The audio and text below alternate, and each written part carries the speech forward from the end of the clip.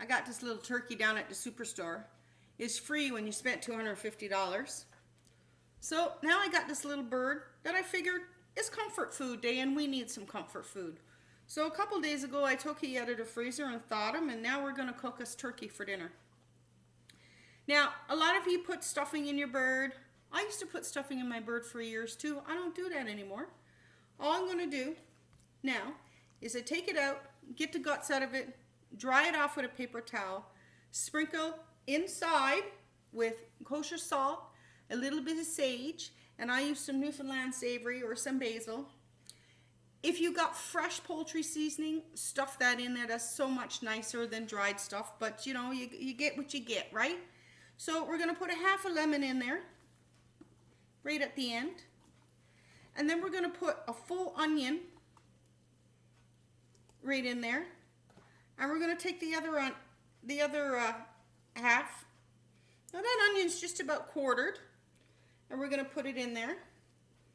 And this is when you're going to stuff your seasonings in here. That's going to give your drippings super, super nice. And it's going to keep your bird like nice and intact.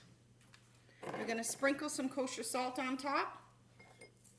Now this is a butterball turkey. I'm not a big butterball turkey fan, but you know, I got them for free at the superstore, so I ain't going to complain.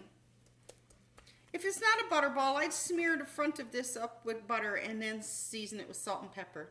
And the one thing about a butterball too is it's got to cook longer than a regular turkey. Now this bird's only about 12 pounds, so I dare say he's going to take about 3.5 hours.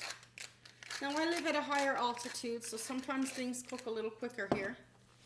I'm going to pop you into the roasting pan.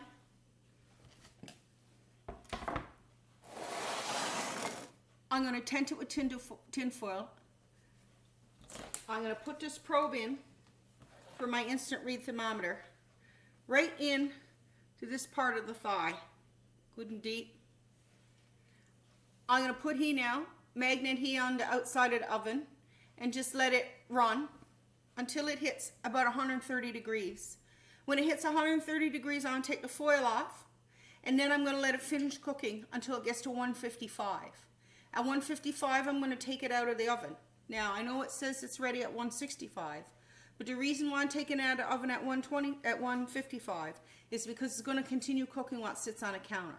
You're going to sit that on the counter for at least 30 minutes before you cut into it. It's got to rest. It's very, very important if you want a juicy bird.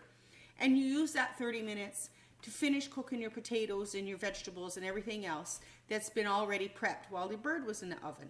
You'll have a perfectly timed bird every time. Now, I don't recommend cooking your stuffing inside of the bird.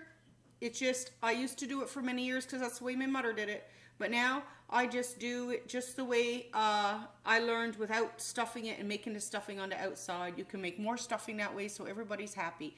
And I'll give you some tips to doing that too. So you just have to keep an eye out for another video if you want to learn how to make stuffing. Have a good day and happy Turkey Day. And because it's Turkey Day in my house, I don't know what day it's in your house.